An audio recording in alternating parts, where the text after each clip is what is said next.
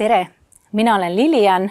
olen Meaningful Talksist ja mul on nii hea meel, et täna on minuga siin tähtsaid jutte rääkimas Romet Vaino.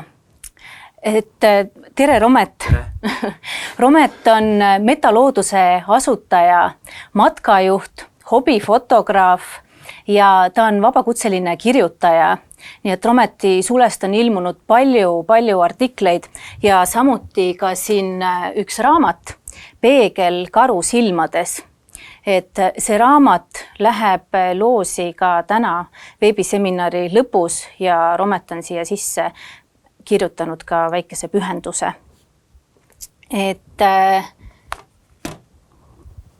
Ja tere tulemast! Romet. Aitäh kutsumast! Ja, just, vaatan, et meil on siin nii palju osalejaid ka täna tulnud, et kutsun kõiki üles Rometile küsimusi esitama ja selle veebiseminari lõpus ka on meil siis väiksed kingitused jagada, et auhinnafond on tegelikult suur. Esimeseks kingituseks ongi siis kohe 3-kuuline veebikursus, kuidas muutlikel aegadel lastega hästi hakkama saada. Ja sellel osaleb ka Romet. Et ma nii hästi mäletan, mõni aeg tagasi osalesin ise Rometi matkal ja sealt tegelikult tekkis ka see arusaamine, et see looduskeskkond on nii oluline, seda teemat on nii vajalik käsitleda, et ühtepidi see loodus on justkui meil on nagu nii käega katsutav, nii lähedal, aga iga päevaga me justkui kaugeneme sellest, et mul on nii hea meel, Romet, et sa sellest võimalusest kohe nii avasüli kinni haarasid ja oled nõus jagama siis selle kursuse käigus ka oma mõtteid ja nippe, et kuidas luua see taasühendus loodusega. Ja nii hästi, mul on ka kõrva jäänud, et osad inimesed kutsuvad Rometit ka nooreks Fred Jussiks, nii et usun, et ka selle kohta oled sa saanud tagasisidet, et mul tõesti tänase veebiseminari üle väga elevil ja põnevil, et mida see kõik tooma hakkab. Ja teise auhinnana, nagu ma ütlesin, lähebki siis Rometi raamat Peegel karu silmades ja siis on ka meie päevik, minu ja sinu tähtsad jutud, et mis on mõeldud siis lapsele ja vanemale koos täitmiseks. Et loosime siis need kenasti siin veebiseminari lõpus välja, nii et ärge kuhugi kaduge. Ja aga alustame, Romet, et metaloodus. Kõigepealt, mis see metaloodus on? Kui ma alustasin metaloodusega, siis esialgu oli tegemist lihtsalt blogiga. Kirjutasin oma mõtteid loodusest, ega mul eriti seal lugejaid ei olnud, aga hästi oluline tunne oli kuidagi see, et ma saaks need mõtted kuskile endast välja kirjutada. Ja enne kui ma asusin seda virtuaalselt tegema, siis ma kirjutasin neid mõtteid vihikusse ja vaatasingi, sirvisin vihikuid ja vaatasin, et sealt joonistub välja üks muster, et ma kasutan väga palju oma eneseväljenduses selliseid metafoore või võrdlusi, mida ma looduses märkan. Ja siis sellest tuligi mõte, et panna metafoorid loodusest tundus kuidagi liiga kohmakas ja mõtlesin välja lihtsalt sellise lühendsõna nagu metaloodus. Ja täna ma olen märganud, et paljud inimesed on leidnud sellele sõnale oma tõlgenduse, et see metaloodus siis tähendabki justkui midagi laiemat kui ainult see, mida me traditsiooniliselt looduse all silmas peame. Ehk siis mingis mõttes võikski öelda, et mu suund on siis nagu viia inimesed natukene sellest füüsilisest maailmast ka kaugemale ja vaatama looduses ka selliseid väärtusi, mida me võib-olla esimese hooga ei saa katsuda või kuidagi otseselt tunda, aga nad on siiski seal olemas. Väga tore, aitäh sulle. Mis tunne sul tekkis, kui ma sulle helistasin ja sellist võimalust tegelikult pakkusin või et jagasin seda ideed, mis meil on, et miks sa arvad, miks see oluline on? Selles mõttes, kui sa helistasid mulle, siis see tunne oli täpselt selline, et ma olen mingis mõttes sellist kõne või sellist pakkumist tegelikult ammu oodanud. Et olles siis ise põhiliselt tegutsev matkajuhina, siis ma näengi seda, et nii täiskasvanud inimeste kui ka laste puhul, et ikkagi see selline teatav tühi ruum on tekkinud sinna inimese ja looduse vahele. Ja ma arvan, et see ei ole selles mõttes kaotatud võitlus, vaid et ikkagi on võimalik need osapooled tuua lähemale kokku. Ja miks see oluline on tegelikult see, et ka selline suurem nagu uuringute kogum näitab ikkagi seda, et kui inimene veedab suurema osa oma ajast või ütleme siis võimalikult suure tänapäevase sellise kiire elutempo juures ikkagi looduskeskkonnas, siis üldiselt on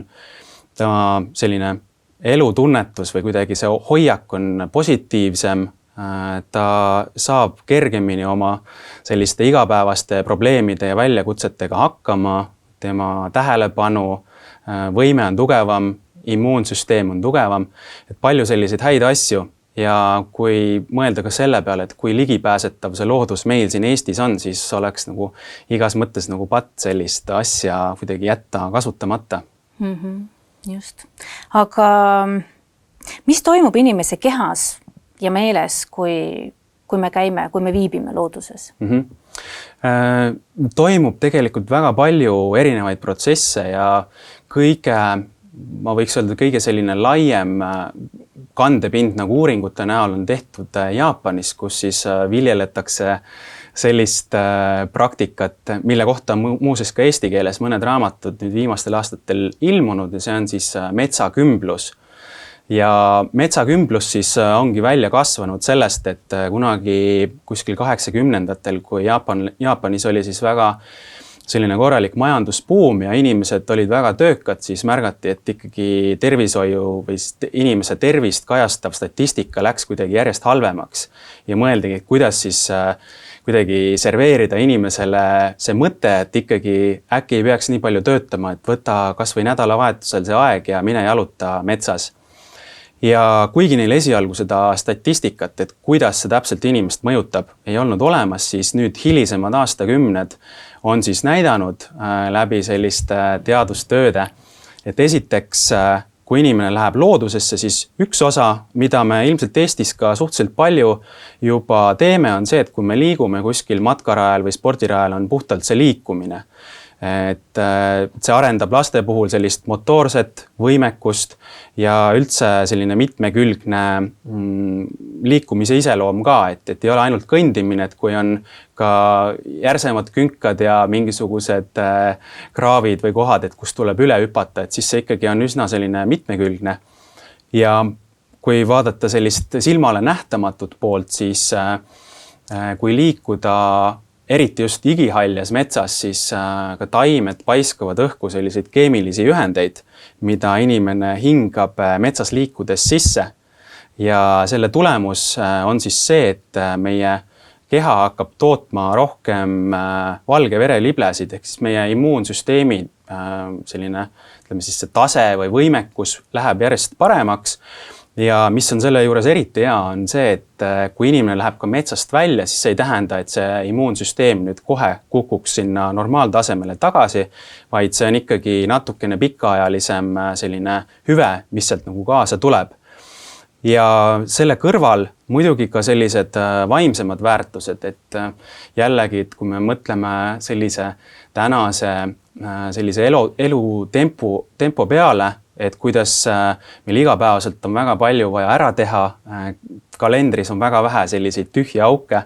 siis meil kaob ära võimalus selliseks enesepeegelduseks, et me läheme pigem nagu sellise vooluga kaasa ja kaotame iseennast sinna sisse ära. Aga kui sa ikkagi võtad selle aja ja lähed metsa ja istud seal kas või korrakski maha, siis kuidagi sealt seestpoolt hakkavad tulema need sellised olulisemad, tähtsamad küsimused, et kes ma olen ja see, mida ma igapäevaselt teen, et kas see on päriselt see, mida ma tahan teha. Et mingis mõttes ma võrdleks seda sellise sisemise kompassiga, et sa tegelikult hakkad saama aru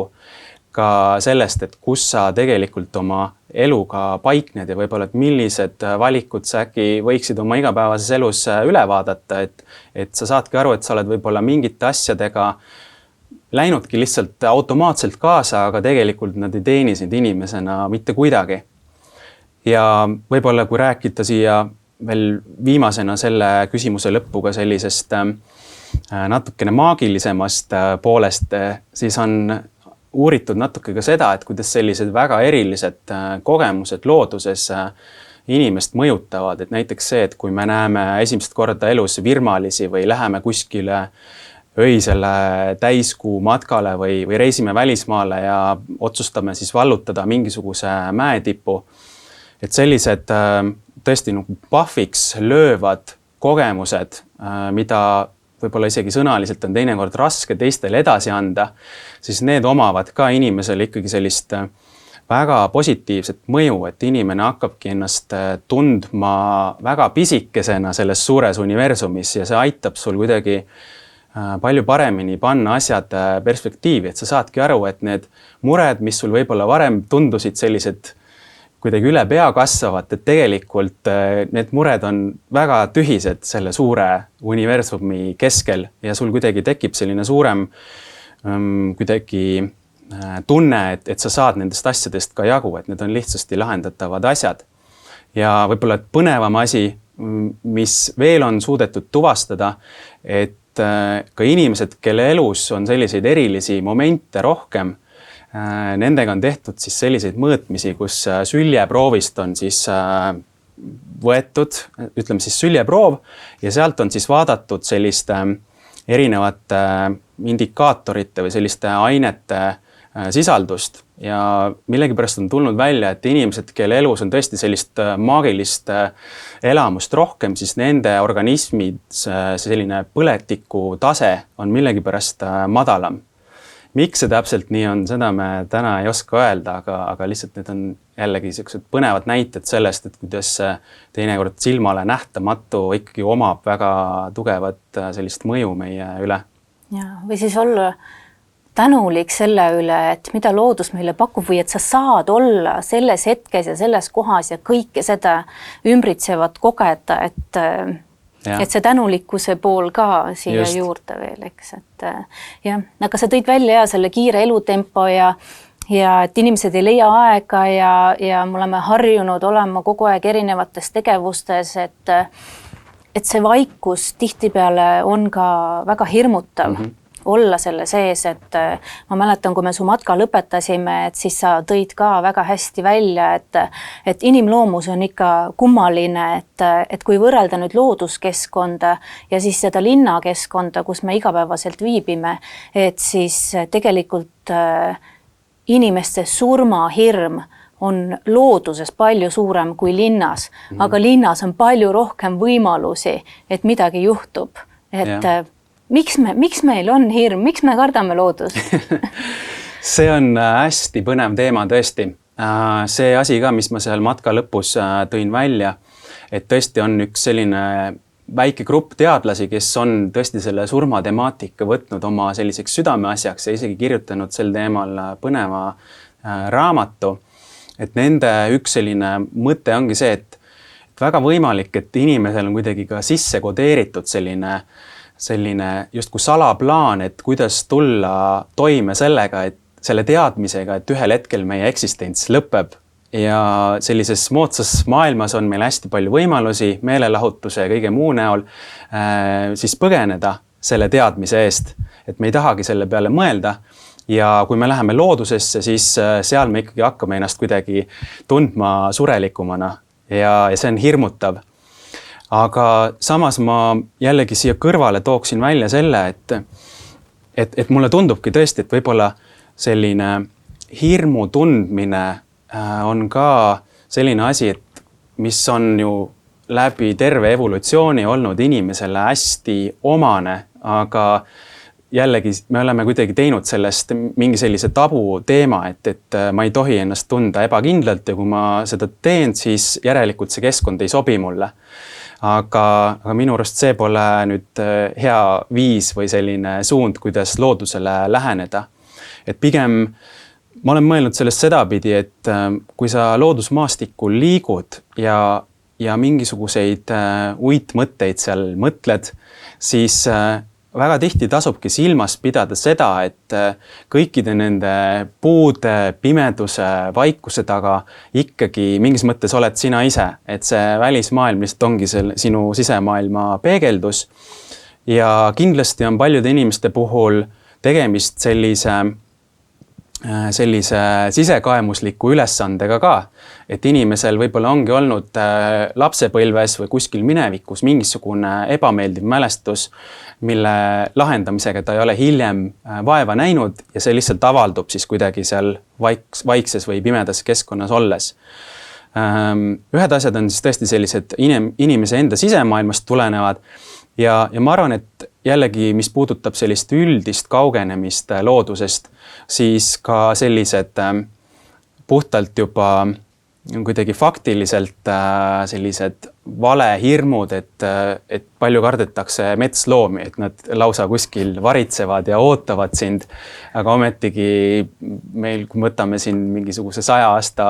statistika, või isegi kaugema aja, et see, et millal viimati mõni hunt kellelegi kallale tikkus, et see on ikkagi väga kauge ajalugu. Et tänasel päeval seda ei juhtu, aga ikkagi tõesti, ma isegi suudan panna ennast nende inimeste nahka, et kes käivad,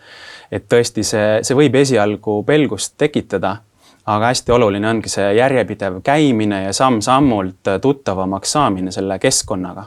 Et hea näide on ka see, et matkadel on tulnud näiteks jutuks, et see, et kuidas keegi eelistab öösel looduses ööbida, et kas selliselt, kui on tuuline ilm või selliselt, et on vaikne ilm. Ja väga paljudel inimestel on see, et neile meeldiks, kui ikkagi oleks tuuline, et see tuul summutaks kõik võimalikud helid ümbert ära, et ei peaks öösiti siis mingisugust krabinat kuulma. Ja siis sealt võikski edasi ju mõelda, et mis see krabin siis sellele inimesele teeb, et küllap ta nii ongi, et jällegi, kui see keskkond on sinu jaoks esialgu veel võõras, siis sa ei oska selle krabina taha kedagi mõelda, et võib-olla krabistab mingisugune väike loomake kuskil, aga inimene oma fantaasias ikkagi mõtleb, et nüüd karu luurab kuskil läheduses. Et need on sellised loomulikud asjad ja tõesti, et lihtsalt tuleb esialgu kulutada seda aega selle jaoks, et sul tekiksid peas need sellised seosed ja asjad ja sa õpiksid kuidagi paremini seda keskkonda tunnetama ja sealt edasi läheb kõik nagu lihtsamaks. Et ma vahel võrdlen seda treeninguga ka, et tõesti, et kui me läheme esialgu trenni, siis see võib olla ebamugav, sest need liigutused on võõrad, järgmine päev on lihasvalu, aga aja jooksul sa õpid oma keha paremini kasutama, see lihasvalu ei ole enam nii suur ja kui sa sellest esimesest tõkkepuust saad üle, siis sinu jaoks nagu avaneb täiesti nagu uus maailm. Ja ma mõtlen ka, et inimese meel on ju tihtipeale nagu selline metsik hobune, eks, et ta tahab panna sinna suunda, kus tema läheb, et sinu ülesanne on siis võtta need ohjad tegelikult ja siis juhtida see meel, see hobune sinna, kuhu sina tahad, et ta läheb, eks. Et ka looduses viibides, et kuidas või mismoodi sa ennast rahustad, et kui sa kuuledki seda krõbinat, et issand jumal, et appi, et siin on vist mõni metsloom, et issand, et see on vist karu või appi, see ongi karu, et ma tahaks jooksu panna, eks, et mismoodi sa siis oma meelt nii-öelda ohjeldad? See võib tunduda võib-olla ka imelik või ootamatu, aga tõesti, et mina ise olen ka inimene ja ma ei käi, kui ma öösiti näiteks, millal mul meeldib väga looduses käia, öösiti läbi metsa või raba liigun, et ma ei käi kivist südamega seal ringi, et ikkagi minul on ka tunded ja adrenaliin ja emotsioonid ja on ikkagi aeg-ajalt momente, kus keset sellist pikka vaikust ootamatult tulebki välja, et sa ehmatad mõne looma kuskilt lähedalt püsti, kes on kuskil seal rabaservas pikutanud ja siis ta suure hooga jookseb minema. Aga inimesena on sul muidugi tohutu selline adrenaliin on laes ja selline väga kuidagi raske emotsionaalne olukord, millega nagu hetkeliselt toime tulla, et sa peadki ennast nagu maha rahustama. Aga ma ise tõesti tunnen, et selline ratsionaliseerimine on lihtsalt see, mis mu enda puhul kõige paremini toimib. Et jällegi väga selge meeldetuletus, et tõesti, et kui mingi loom läheb eemalt mööda, et siis mul kuidagi hakkab kohe see sisemine selline kõne pihta, mis räägibki mulle endale sellest, et tegemist on kas põdra või mõne muu loomaga ja tema kuidagi eesmärk või soov ei ole ka mulle kuidagi halba teha, vaid pigem kanda iseenda eest hoolt. Ja siiamaani on nendest asjadest kuidagi abi olnud, et ma mäletan ka momenti, kus ma tõesti möödunud kevadel väga lähedalt karuga kokku puutusin ja kuidagi ma tajusingi keset seda iseenda hirmutunnet ka seda, et ma nägin, et ka loom ise on tegelikult väga ehmunud ja mingis mõttes see olukord nagu aitaski mul endal ka keset seda sellist, võiks öelda, et peaaegu et sellist kuidagi mõtte kokku jooksmist, kuidagi tajuda mingisugust sellist empaatilist tunnet selle looma suhtes ka, et ta on täpselt samasuguses olukorras nagu mina. Ja siis mul tunduski kuidagi see, et mina üritasin rahulikult leida selle viisi, kuidas ise sealt eemalduda ja loom siis kuidagi vaatas ka, et minust ei ole ohtu ja läks rahulikult oma teed ja me suutsimegi siis kuidagi niimoodi viisakalt selle lahendada. Ja mul tundubki, et tõesti, et see kuidagi iseenda tõesti vaos hoidmine sellistel momentidel küllap ta ongi selline progresseeruv asi, et tõenäoliselt kui sa lähed ka esimest korda metsa või kuskile näiteks tahad laudteelt maha minna, siis ilmselt sa ei lähe kuskile kaugesse metsa kohe, et sa ikkagi valid mingisuguse asula lähedase koha. Ja seal võib esialgu olla see, et tõesti, et sa ei kohtu seal karuga, aga võib-olla isegi öösel mõni väike linnukene võib sind ehmatada, lihtsalt lendab su lähedalt mööda. Et seal on jällegi see, et sa tuled sellest vaikselt üle ja lihtsalt võib-olla aasta-kaks hiljem, kui sul on neid olukordi juba sadu olnud, siis tegelikult sa juba kuidagi ajus on sees see tunne, et seda on olnud juba nii palju kordi ja ma olen täiesti rahulikult ikkagi kokkuvõttes sellest välja tulnud, et kui nüüd see järgmine olukord tuleb, siis kuidagi see usaldus iseenda suhtes on ka piisavalt nagu suur. Väga tore. Lähme nüüd siit edasi lapse ja looduse juurde, et sa teed palju matkasid ka peredele ja ilmselt ka kooli- ja lasteaiagruppidele. Et siis kuidas tutvustada lapsele seda keskkonda? Seal on nüüd üks selline asi, et mida ma ise olen mõelnud, et võib-olla see ongi tänasel päeval nii, et ka mitte ainult lapsevanemana, vaid ka paljude teiste selliste rollide mõttes me oleme jõudnud sellisesse väga murrangulisse aega, et kus me peame natuke nagu mõtestama ümber oma rolli. Ja kui tõesti me vaatame seda, et võib-olla siin eelnevad aastakümned on sisuliselt ikkagi olnud nii, et esiteks inimene on loodusele natukene lähemal elanud, et kui me läheme ka siin võib-olla 40-50 aastat tagasi, et ikkagi see nii-öelda maa vanaema ja kõik see, et ka mingid generatsioonid, kes on ikkagi maal üles kasvanud, aga kes siis täna juba kasvavad linnas ja nende lapsed kasvavad linnas. Et see on ka üks see põhjus, mis on nagu inimese toonud kuidagi eemale sellest looduskeskkonnast ja mulle tundubki, et täna võib-olla, et me anname päris suure vastutuse või ülesanne kuidagi sellele koolisüsteemile, et nüüd see süsteem peaks siis suutma selle sideme luua. Aga kui me ikkagi püüame nüüd kuidagi laiemalt või empaatiavõimelisemalt seda vaadata, siis koolisüsteem tõenäoliselt ei ole selleks ikkagi võimeline, sest mida ma ise olen näinud, et lihtsalt klass on suur, siis see aeg, mis antakse ka on tegelikult üsna väike ja kui ma ka ise matkajuhina võtan vastu 30 või 40 last, isegi kui seal on õpetajad neid saatmas kaasas, siis tegelikult selle aja jooksul ja sellise hulga lastega tegelikult ei anna eriti midagi ära teha. Et tõesti, et see liikumise efekt ja looduses olemise efekt, et see on seal tõesti olemas. Ja kindlasti ta on palju parem kui mitte midagi, aga kui tahta ikkagi natukene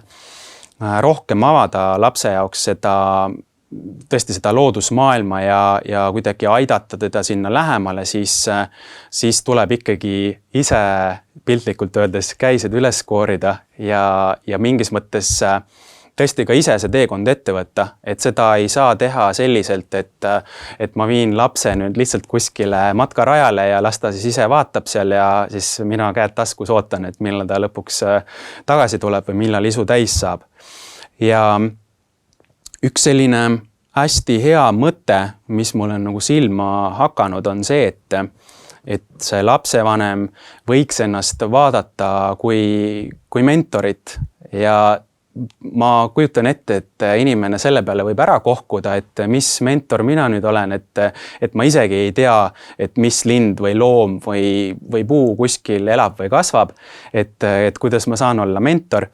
Aga mentori mõte ei olekski niivõrd see, et sa hiilgaks tohutult oma akadeemiliste teadmistega, et see on see pool, mis tuleb sealt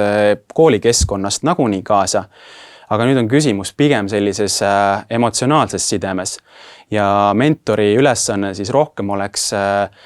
küsida küsimusi ja tekitada huvi ja olla ise selline kaassaatja. Et tõesti, et kui sa lähed lapsega metsa, esiteks sa iseenda käitumisega juba näitad seda, et sul on mingisugune huvi olemas, lähedki kuskile metsatukka, kus pole näiteks mingisugust kas või radagi ees, ja sa lihtsalt uudishimust vaatad enda ümber ringi, mis puud seal kasvavad, mis linnud seal laulavad. Ja küsimus ei ole selles, et kas te nüüd jõuate täpselt selle korrektse faktilise teadmiseni, vaid pigem tõesti tekitada lapsega selline dialoog. Et ma ise olen käinud näiteks selliste väikeste gruppidega, pigem siis tõesti selliste eelkooliealiste lastega ja arutlenud selle üle näiteks, et kui oled metsas suurte puude all, et miks ikkagi need juured nii laiali on ja huvitav, et kas nad ikkagi omavahel kuidagi suhtlevad. Ja kui sa selliseid küsimusi küsid ja aeg-ajalt võib-olla pakud mingisuguseid omapoolseid vastuseid, siis lapsed hea meelega arutlevad sel teemal nagu kaasa ja sellise lähenemise puhul ongi tegelikult olulisem see, et mitte niivõrd keskenduda nendele faktilistele teadmistele, vaid et jõuda mingisuguste suuremate teemadeni, et mis asi see mets üldse on. Ja jällegi, et selle arutluse käigus ei peaks kuidagi ka olema selline kammitsev inimene, et see vastus, mis laps ütles, et see nüüd ei ole päris õige, vaid pigem sa julgustadki teda natuke ka fantaseerima ja mõtlema selliste teemade üle. Ja siis see on nagu vähemalt ka läbi minu kogemuse see suund, mis tegelikult aitab lõpuks sul jõuda nende faktiliste teadmisteni nagu justkui tagasi. Et tõesti, et sa tekitad inimese sees selle uudishimu ja justkui selle tühja ruumi, et kuhu ta tõesti soovib seda infot nagu kuidagi sisse tõmmata või infoga seda ruumi täita. Ja seda pidi, et tõesti, et kõigepealt emotsionaalne side ja siis sinna faktid juurde, et see toimib kuidagi palju paremini. Ja kui vaadata võib-olla ka seda poolt, et lapsi on ju erinevas vanuses, siis tõesti ongi nii, et väiksema lapsega on, ma arvan, et mingis mõttes oluliselt lihtsam seda teekonda alustada. Ta on palju vastuvõtlikum ja talle pakuvad asjad kuidagi juba intuitiivselt huvi, et olgu need mingisugused putukad või lilled, et temaga selles mõttes on palju lihtsam. Vanemate... See ürgne kontakt on... Just, tal on see olemas, et me ei ole seda ära rikkunud. Just. Ja vanemate lastega ilmselt tulevad siis, ütleme, mängu juba sellised teemad, et kus tal on teatavad oskused olemas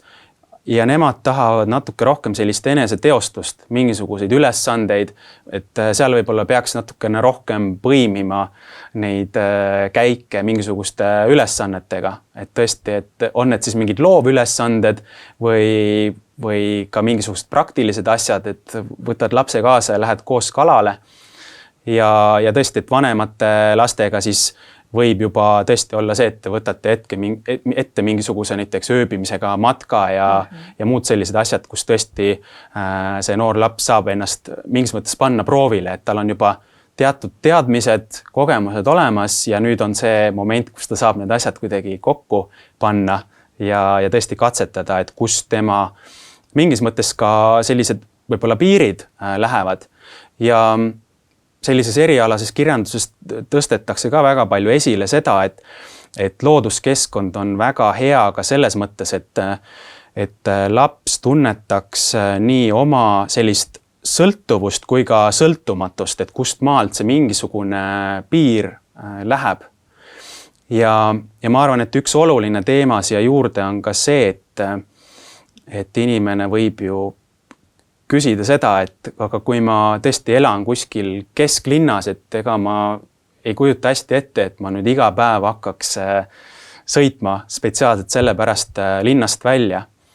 Et siin on jällegi see, et küllap see väljakutse on natuke vanemate lastega suurem, väiksematega on jälle lihtsam, et jällegi kui vaadata seda, et mida sellised vist välismaa spetsialistid soovitavad, siis ikkagi see vundament peaks olema selline kodulähedane keskkond, et on ta siis mingisugune park või rannajoon,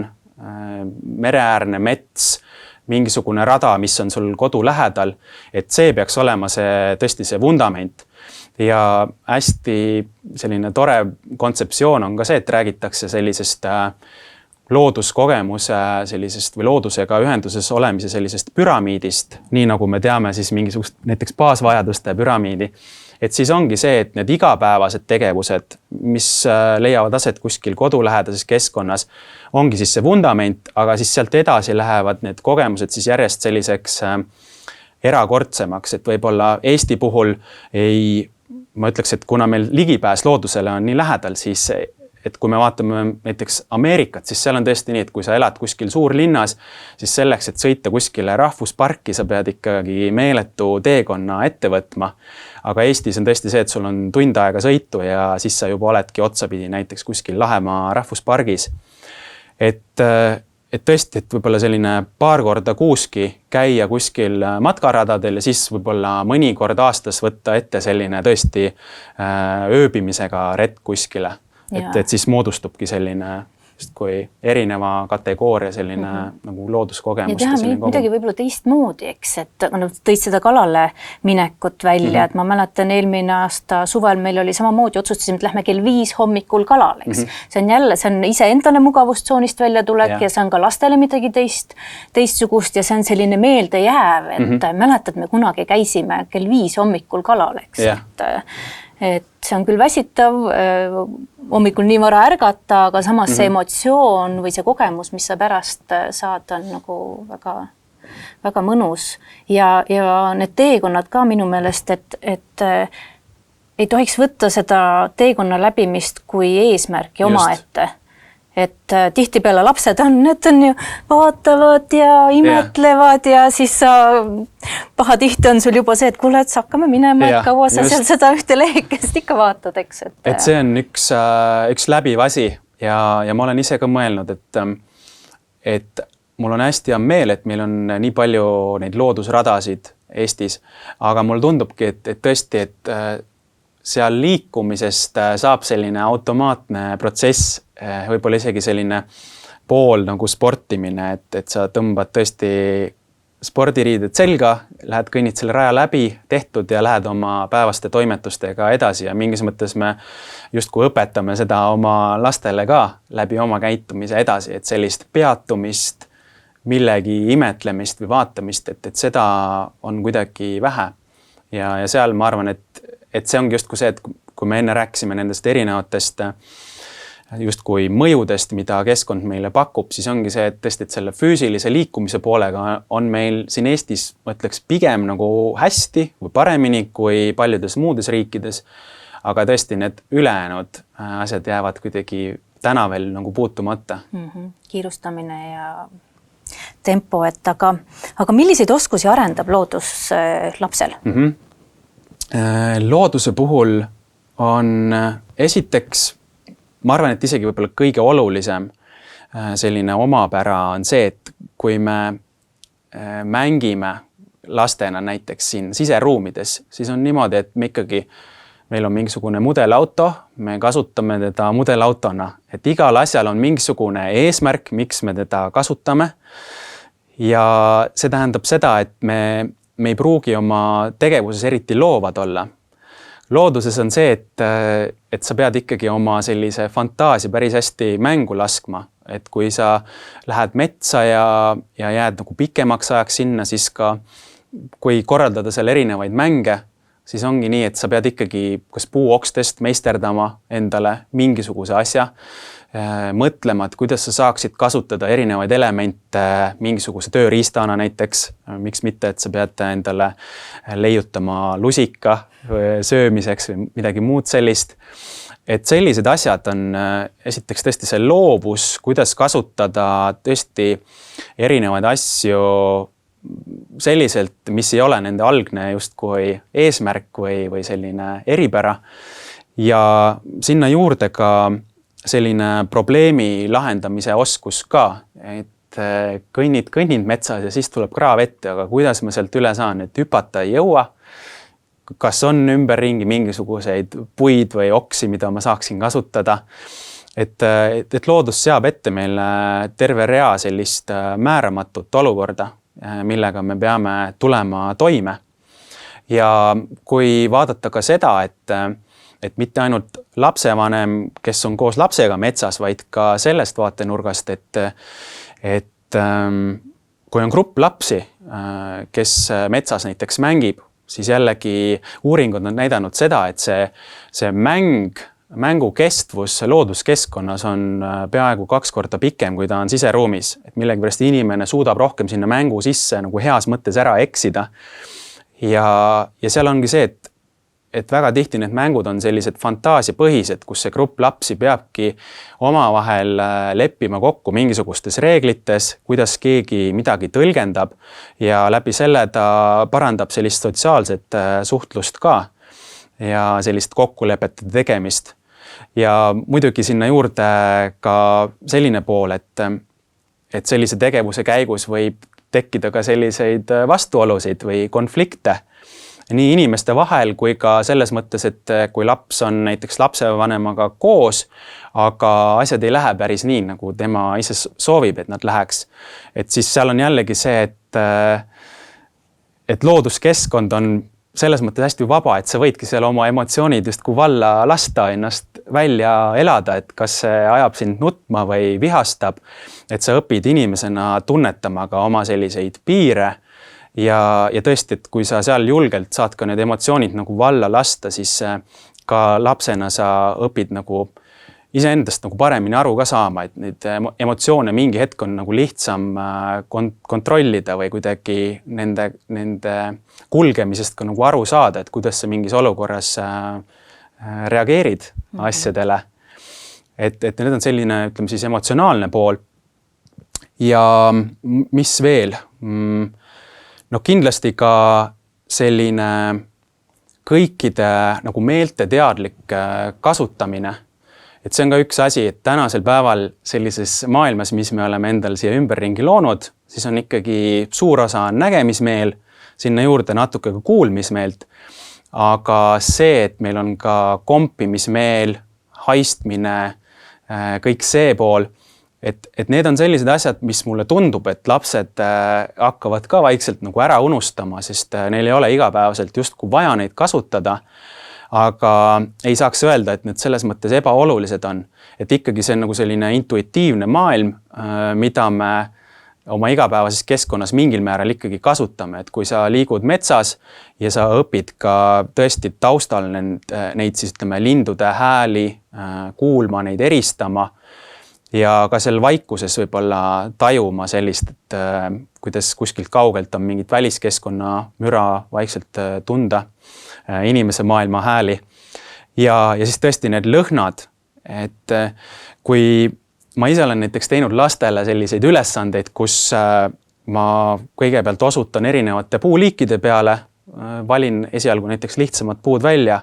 mänd, kask, kuusk, et väga lihtne, et ma näitan käega peale ja nad kõik teavad, mis puu see on, sest õpikust on visuaalselt see pilt olemas. Aga siis ma võtan näiteks väikse kas võrse või mingi oksatüki sellest puust ja ma palun neil silmad kinni panna, siis ma lasen neil kas nuusutada või katsuda seda puud, siis juba tekib segadus, et ikkagi ei tea, mis puuokkad need on. Kas need on männiokkad või kuuseokkad? aga tegelikult on ikkagi see üsna lihtsasti eristatav, sest kuuseokkad on nii palju lühemad kui männiokkad. Et see selline intuitiivne ja tunnetuslik maailm ka, et see on just ka sellises eelkooliealises eas justkui, ütleme siis on hästi oluline, et see iga, kus see aju on hästi vastuvõtlik ja tõesti, et tal on oluline maksimaalselt kombata ja uurida seda maailma, siis jällegi, et kui me võrdleme inimest, kes istub selle aja põhiliselt kuskil arvuti taga ja võrdleme seda inimest teise inimesega, kes on kuskil väliskeskkonnas, siis ikkagi see stimulatsioon, mis väliskeskkonnas on, see on ikkagi niivõrd palju nagu võimsam ja kujundab seda aju mitmekülgsemalt. Et me ei saa siin tõmmata küll selliseid selgeid jooni nüüd inimese ja looma vahel, aga on tehtud ka põnevaid katseid, et näiteks, et kuidas rotid on kasvatatud üles niimoodi, et ühed on keskkonnas, kus neil on minimaalselt vahendeid, on lihtsalt eluks vajalik söök ja jook olemas, aga nad ei saa seal kuskil vee sees joosta ja liikuda ja roheluses olla. Et siis ikkagi kokkuvõttes, kui neid erinevaid gruppe, rotte jälgida ja vaadata ka nende aju arengut, siis ikkagi need, kes saavad seda väliskeskkonna stimulatsiooni rohkem, nende ajus siis nende ühenduste arv on nagu oluliselt suurem ja kuidagi see areng on olnud nagu terviklikum. Ja sinna juurde ka põnev näide sellest, et tõesti rottide puhul on vaadatud ka seda, et kuidas mängimine või siis mängimise keelamine justkui siis ütleme mõjutab seda arengut. Ja rottide puhul siis tuli välja, et rotid, kes ei saanud piisavalt lapseeas mängida ja katsetada ja tõesti eksperimenteerida selle ümbritseva maailmaga, et neil kuidagi jäi kaasas käima selline mängunälg, et nad ka täiskasvanu eas ei saanud kuidagi muud moodi, kui tahtsid kogu aeg mängida, nad ei suutnud oma impulsse kontrollida ja nad olid nagu mingis mõttes nagu sellisest enesejuhtimise sellistest kombitsatest kuidagi väljas, et nad ei olnud võimelised nagu ennast terviklikult nagu kontrollida, et sotsiaalsel suhtlusel teiste rottidega tekkis nagu probleeme. Et me ei saa seda võib-olla üks-ühele nüüd võtta üle, et inimesel kõik täpselt samamoodi on, aga see on ikkagi päris selline oluline vihje, et mis võib ju nagu juhtuda. No väga põnev. Mul on selline tunne, et sellest ühest tunnist siin veebiseminaril jääb väheks, aga lähme siis selle tänapäevase nutimaailma ja elutempo juurde, et kuidas toetab loodus ebakindluse, ärevuse ja tähelepanu seotud probleemide korral, et seda esineb praeguses ajas väga palju. Jah, eriti hull on olukord, kui vaadata just näiteks Ameerikat, et seal on see olukord eriti hull. Et Eestis jällegi see sama asi, et meil ikkagi seda rohelust on siin natuke rohkem ja kui vaadata ka seda pidi, et kuidas tõesti Ühendriikide sellised kirjanikud ja valdkondlikud sellised spetsialistid kirjutavad oma kodumaast, siis tihti nad toovad eeskujuks Skandinaavia maid, et siin on olukord oluliselt parem. Ja kui vaadata võib-olla tõesti äärmuse mõttes seda Ameerikat, siis seal on tõesti siin ka viimaste selliste aastakümnetega ikkagi nende laste arv, kellel on sellised aktiivsus ja tähelepanu häired, et nende arv on ikkagi tohutult kasvanud. Ja kuigi me ei saa seal tõmmata nagu hästi selgeid selliseid seoseid kuidagi üksikjuhtumi baasil, et nüüd, et inimene ei viibinud piisavalt looduses, et see automaatselt tähendab seda, et tal on kohe sellepärast mingisugused häired küljes. Aga lihtsalt tundub, et kui koondada need suuremad sellised uuringute hulgad, siis seal on ikkagi see muster hakkab kuidagi välja joonistuma. Ja on tähele pandud seda, et näiteks lapsed, kes tõesti võib-olla sellises klassiruumi keskkonnas on probleemsed, et ei suuda absoluutselt paigal püsida, et siis kui viia nad ikkagi välistingimustesse, siis millegipärast seal nad kipuvad ikkagi heas mõttes leidma selle mingisuguse oma soone. Et nad avastavad, et nad suudavad mingile asjale püsivalt tähelepanu pöörata ja arvatakse, et üks põhjus võib olla seoses sellega, et kuna need aktiivsus ja tähelepanu häired on tihti seotud just parema aju poolkeraga, mis on seotud sellise kontrollmehhanismi ja sellise, et inimene suudab oma tähelepanu juhtida. Et nendel on siis justkui see ajupool natukene vähem arenenud, aga et kui me läheme looduskeskkond annabki just sellele ajupoolel nagu suures osas sellist leevendust või puhkust. Ja siis, kui ta üks hetk peab oma tähelepanu koondama, siis läbi sellise teatava puhkuse on ta võimeline seda uuesti nagu paremini pingutama, nimetame siis seda niimoodi. Et see on justkui nagu maandus. Jah, justkui maandus. Seepärast ma nii hästi mäletan, sõitsime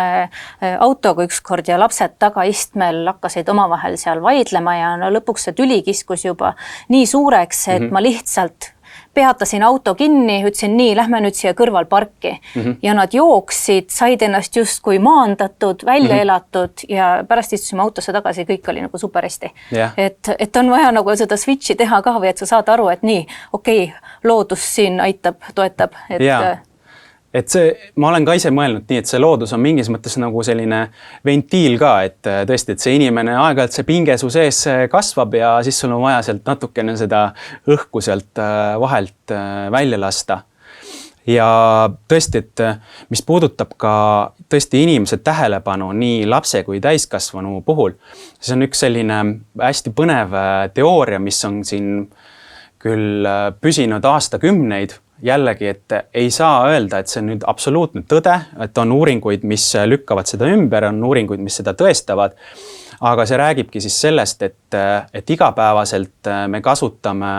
väga palju oma suunatud tähelepanu, ehk siis seda, et tõesti, et kui me midagi õpime, me kulutame energiat selleks, et hoida seda tähelepanu teatud eesmärgil, mis on vaja nagu siis saavutada või ära teha ja sellist puhkemomenti, mis oleks siis selline automaatne tähelepanu, et mille jaoks me ei pea eraldi energiat kulutama. See võibki olla näiteks nii, et istud akna äärde ja siis vaatad, kuidas pilved vihisevad üle pea, kuskilt lendab mingisugune lennuk, et sa teadlikult väga seda tähelepanu seal ei juhi, et see on lihtsalt kuidagi stiimul köidab sind ja sa lihtsalt lähed vooluga kaasa. Ja kui minevikus on need asjad olnud rohkem kuidagi tasakaalus, siis täna on ikkagi see, et me kasutame seda suunatud tähelepanu sisuliselt nagu üle, et see on piiratud ressurss. Ühel hetkel saab see otsa ja siis me muutumegi rahutuks. Ja siis erinevad sellised katsed on näidanud seda, et kui inimene teeb sellist vaimset pingutust nõudvat ülesannet ja kui ühel grupil inimestel siis lastakse vahepeal minna õue jalutama rohelusse, ja tulevad siis tagasi ja teevad siis oma ülesannet edasi ja teisel grupil inimesel siis kas nad ei saa üldse puhata või siis nad peavad istuma lihtsalt seal kuskil klassiruumis sees, siis enamasti ikkagi tulemused on paremad nendel, kes saavad korraks minna ja lasta nagu selle tähelepanu täiesti vabaks, et sa ei pea mingit teadlikku tähelepanu kuskile pöörama, vaid sa lihtsalt lased ajul tegeleda sellega, mis ta ise tahab. Et see on seotud ka natuke selle molutamise või sellise uitmõtlemisega, mis eestlasele võib-olla on natukene tuttavam. Ja läbi selle siis tõesti, et sellise puhkuse tekib meil jälle võimalus tulla tagasi ja olla siis oma vaimses töös selline kõrgemal tasemel, ütleme niimoodi. Mis puudutab enesekindlust, siis näiteks enesekindluse puhul on tõesti see, et kui me anname lapsele seal looduses mingisuguseid ülesandeid, et siis seal on ka selline hästi selgelt tuntav progress, et tõesti, et see väike inimene saab oma kätega midagi valmis teha, et ta tunneb, et ta saab mingi asjaga hakkama. Ja kui me oleme suutnud juurutada ka selle harjumuse, et me käime seal mõned korrad nädalaski vähemalt regulaarselt looduses, siis me saame ka järjest rohkem selliseid väljakutsuvamaid siis ülesandeid justkui ette sööta ja läbi selle siis inimene tõesti tunneb, et ma saan hakkama, eelmine kord ma jõudsin ainult sinnamaani oma asjaga, täna ma olen juba veel tublim, oskan ise lõkke üles teha, sellised väiksed asjad. Ja üks asi, mis on veel oluline, on see, et ma kujutan ette, et lapsevanemana võib meil tekkida selline nagu võib-olla isegi kohati nagu liigne kontrolli vajadus ka, et me kogu aeg tahaks seda last toetada ja saata ja veenduda, et mingisuguseid suuri takistusi tema tegevuses ei oleks. Aga aga tihti tuuakse välja ka seda, et tõesti, et sellel noorel inimesel on vaja sellist iseseisvat ruumi ka. See, et ma kas või korraks olen sealt vanemate silma alt ära, ehitan rahulikult oma onni ja täpselt oma sellise äranägemise järgi. Kui tahan, teen selle katuse nii, kui tahan, teen kuidagi teistmoodi. Ja tõesti see, et inimene saab ise eksperimenteerida, ise ebaõnnestuda ja siis mõelda, et miks ma ebaõnnestusin. Et need on sellised asjad, mis tõesti seda enesekindlust tõstavad ja kui sa ka looduses saad mingite asjadega hakkama, siis ta tekitab ka selle tunde, et ka argipäevas muudes tegevustes et sa saad nende asjadega hakkama või et probleemid on lahendatavad. Ma ei pea alati vaatama endast väljapoole, vaid et seal kuskil metsas ma sain selle asjaga hakkama, et nüüd siin kodus ma suudan seda ka teha. Ja mis puudutab ärevuse poolt, siis ärevuse poole pealt ka on üks põnev mõte, et see on seotud selle sama Jaapanist pärit metsakümblusega. Selle metsakümbluse puhul üks selline keskne idee on tõesti see, et sa kasutad teadlikult kõiki oma põhimeeli ja mida selline vahetu meeleline kogemus inimesega teeb, on see, et ta toob sind hästi kohale. Et kui sa korjad mingisuguseid marju, sööd, maitsed neid, siis sel hetkel see vahetu meeleline kogemus tähendab seda, et sa ei mõtle niivõrd eilse ega homse peale, vaid sa oled seal koha peal. Ja mingis mõttes ta aitabki sul mingiks hetkeks jätta kõrvale need mingisugused muud muremõtted või mingisugused ülesanded, mida sa pead tegema ja läbi selle ta rahustab sind maha. Ja see mees, kes on suuresti ka selle sama metsakümbluse selline teerajaja või selline alustaja, siis tema on hästi põneva mõttega toonud selle koha pealt, et mis looduses inimest väga palju rahustab, on see, et meie selline tempo siis sünkroniseerub selle loodusliku rütmiga. Et mingis mõttes me oleme loonud endale maailma, kus see tempo, milles me elame, on selline, et milles me tegelikult loomulikult ei peaks elama. Et meile kuidagi jääbki filmidest ja igalt poolt mujalt jääb mulje, et kogu aeg peabki olema hästi kiire ja see ongi nagu loomulik. Ja siis lihtsalt kuidagi organismi mõttes see vajab nagu liiga suurt sellist kohanemisvõimet, et paljud inimesed ei tule sellega kuidagi toime. Ja kui sa lähed loodusesse,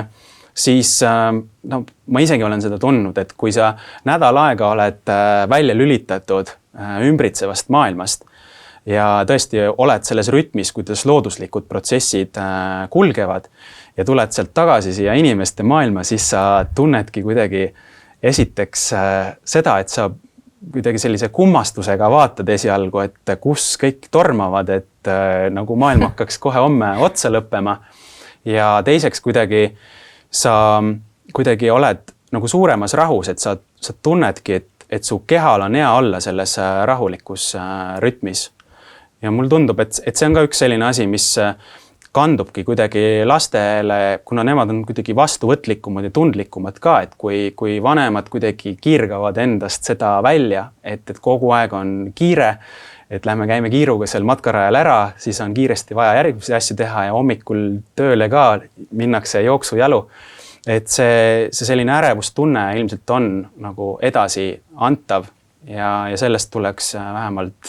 aeg-ajalt proovida nagu välja tulla. See on seesama see meelekontrollimise teema ka, eks, et tihtipeale sa pead ise endale teadvustama, et sul on vaja võtta see aeg, see hetk, et mitte midagi ei juhtu, kui sa nüüd teed mingit asja 3 minutit kauem või et sa tood ennast järjest rohkem kohale, eks. Aga palun räägi ka, et miks püsivus ja siuke regulaarsus on oluline looduses käies?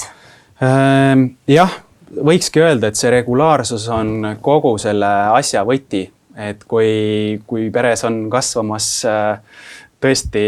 palju mõneaastane laps ja on suur soov, et teda siis sellele loodusmaailmale tutvustada või vastupidi, et siis ikkagi jällegi kogu selle asja vundament on see regulaarsus ja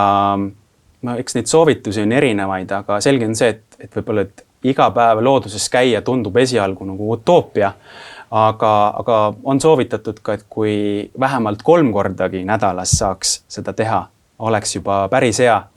ja miks see oluline on see, et tõesti, et harjumuste, mis tahes harjumuste tekkimiseks on vajalik järjepidevus. Et kui me käime seal korra ära ja 2 kuu pärast lähme uuesti, siis kuidagi see side või kontakt on kuidagi närtsinud või kuidagi taandunud. Aga väikeste sammudega ja tõesti, et teatava regulaarsusega on see võimalus, et tekib selline jätkuprotsess, et seesama asi, millest ma enne ka korra rääkisin, et kui lapsel on meeles, et ka oma arengu mõttes, et kus ma eelmine kord omadega olin ja mida ma nüüd täna juba oskan, et võib-olla 2 kuud tagasi ma ei tundnud ühtegi lindu, aga nüüd ma olen regulaarselt käinud, nüüd ma juba tunnen ära, et milline on rasvatihane, milline on sookurg, et ma tunnen häälte järgi näiteks need linnud ära. Et see pakub ka rohkem sellist eduelamust, et kui see asi läheb liiga harvaks, siis see eduelamus kaob ära ja ta ei ole enam nii kuidagi põnev ka lapse enda jaoks.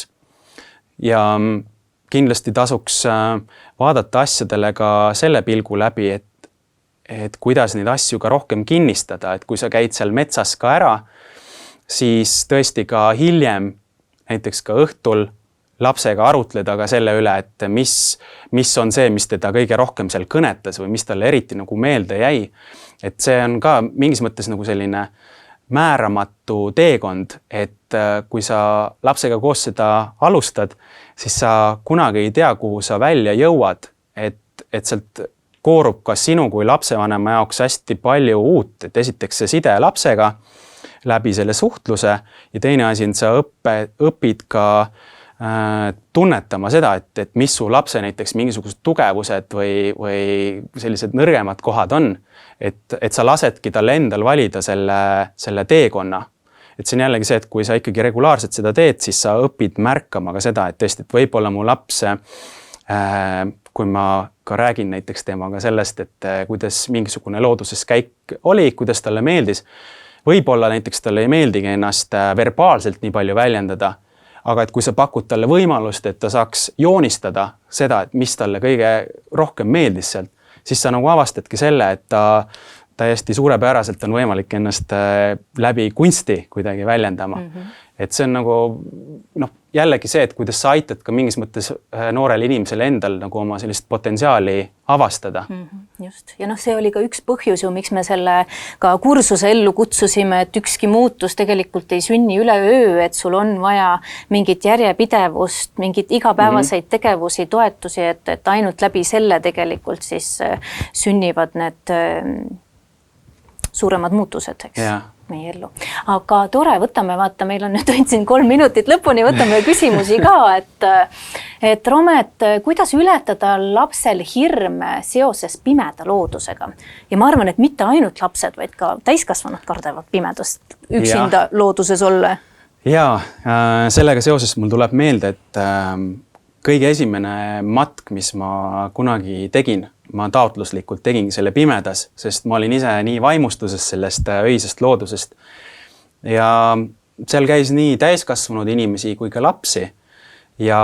hästi põnev nagu moment selle juures oligi see, et me hakkasime arutlema, et mida keegi kardab. Et kui tihti on see, et mõeldakse pimeduse peale, siis mõeldakse lihtsalt, et mul on hirm ja sellest kaugemale enam ei minda, siis kui sa ikkagi kaevud sealt natukene rohkem edasi, siis sa hakkad aru saama, et mõni inimene kardab pigem tõesti metsloomi, mõni kardab rohkem seda, et tema endaga midagi juhtub. Ja kui sealt minna veel edasi, siis päris tihti inimene lõpuks jõuabki selleni, et võib-olla tal on midagi kunagi lapsena juhtunud, mis tekitab temas jäädavalt sellist ebakindlust. Aga mul võib-olla ühe nõuandena siia juurde on see, et ma ise nüüd tänasel päeval sellest öisest maastikust nii vaimustunud olen, et see ei ole alati nii olnud, et ma olen ise samamoodi tundnud seda tunnet, et mul on ebamugav üksi pimedas looduses olla. Ja ma ise hakkasin seda tegema niimoodi, et ma lihtsalt nihutasin seda aega järjest hilisemaks, et kui ma võtsin ühe tuttava metsaraja ette, esialgu käisin niimoodi, et ma ikkagi päikeseloojangul jalutasin sealt autosse tagasi, siis ma hakkasin vaikselt seda aega nihutama pikemaks. ja kuidagi ka tajuda tõesti seda, et ma vahel istusin lihtsalt maha sinna ja kuulasin seda maastikku, kuidas see väga tihti on nii, et kui inimene kõnnib, siis sellise hoo pealt on ka see, et see meelte tajumise ulatus on nagu väiksem, et kui sa istud paigale, siis esiteks see tajumine läheb laiemaks ja teiseks on ka see, et mets ise on samamoodi, et ta justkui ootab kikivarvul, kui inimene kõnnib ja kui sa lähed minema, siis kuidagi see looduslik elu läheb edasi. Ja kui sa võtad ikkagi selle hetke, et istuks hoopis pool tundi, tunnikese, siis sa märkad, kuidas mingi hetk sa nagu sulandud sinna keskkonda ja siis see loodus hakkab uuesti oma rütmis elama, linnud hakkavad toimetama ja sind pannakse vähem tähele. Ja siis see ongi nagu selline tõesti väikeste sammude haaval katsetamine, et aegamisi harjutada ja et see muutus ei tohiks olla ka liiga suur, et tõesti, et kui võtta see üks kindel metsatukk või rada ja see siis harjutada läbi erinevate selliste valguste ja olemise, et siis see aitab nagu esiteks nendel seostel tekkida ja tõesti see selline muutuste hulk ei ole liiga suur. Et ma kujutan ette, et raskem oleks see, et ma tahan ennast pimedusega harjutada ja siis ma täna lähen siia rajale, homme lähen juba järgmisele, et siis on nagu neid faktoreid, mis pidevalt muutuvad, on natuke liiga palju. Et sellise väikse sammu haaval, jah. Jaa. Kardan ära eksida. Kuidas sellega toimetada? Sellega on niimoodi, et ma arvan, et seal on üks tõesti põhjus see, mis on ikkagi jällegi inimese enda sees. Teine asi on selline praktilisem pool, et millega sa saad siis seda minimeerida. Et üks asi on jällegi, et ma soovitan alati, see on nagu esialgu raskem, aga tõesti katsetada või õppida, miks mitte lapsega koos, et see, et kuidas kompassiga toimetada. Minu arust isegi YouTube'is on täitsa eestikeelsed mingid orienteerumisõpetused olemas, et kuidas see asi töötab, saab selgeks teha. Teine asi on see, et kui alustuseks ikkagi mingis mõttes piiritleda seda ruumi, et sa võtadki väga väikse metsatukka ja õpid neid märke lugema. Et vahel ma märkan seda inimeste imestust, et kui ma teen matka, et nemad ei saa aru, et kuidas ma seal metsas liigun, et kas ma kasutan mingit kompassi või midagi. Aga vastus on lihtsalt see, et sa oled aastaid käinud seal kohas ja iga puu on sulle nagu oma sõber sisuliselt. Et sa tead, et tema on siin, ma pean minema selles suunas. Et see on ka jälle selline pidev harjutamine. Et tänasel päeval näiteks, et rabades liikumine on hästi populaarne ja kuna see asi on isegi nii populaarne, et inimesed hakkavadki otsima võimalusi, et kuidas ma saaks sealt raja pealt maha minna, sest kõik on seal raja peal. Et saab ju rentida ka näiteks räätsasid, et siis ma olen soovitanud, et kes tahab katsetada, et siis selline räätsadel rajalt maha minek, et kui sa valid näiteks sellise raba, kus on vaatetorn, mis ongi nagu sinu majakas, mida sa silmist ei lase, aga sa õpid selle keskkonnaga natuke nagu paremini toime tulema. Väga tore. Jah. Ja võtame siit veel ühe küsimuse. Kuidas nutiseadmel on looduses elamusretkel olles otstarvet? Lisaks sellele, kui on vaja ära eksimise korra hädakõne teha? Jah, ma ise mõtlesin ka seda, et ma arvan, et sellel nutiseadmel võiks olla abi näiteks selles osas, et kui me siin enne rääkisime sellest, et tõesti väga väikse lapsega on kergem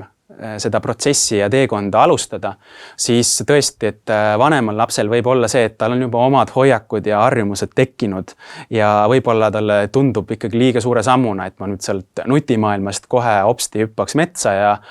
jätaks kuidagi telefoni endast eemale. Et seal on üks asi on see sama, et linnu häälte määramine, et täna on meil ka olemas täiesti rakendus või äpp, et kus sa saad tuvastada mingite lihtsamate lindude hääled läbi selle nutiseadme. Et see on üks selline võimalus, kuidas jällegi tekitada neid seoseid ümbritsevas keskkonnas. Ja teine pool on ka see, et võib-olla, et kui esialgu tundub see lihtsalt ringi hulkumine natukene võõras, et siis et tulla poolele teele vastu, et siis saad ka lastele anda mingisuguseid ülesandeid läbi selle, et pildistada mingisuguseid asju ülesse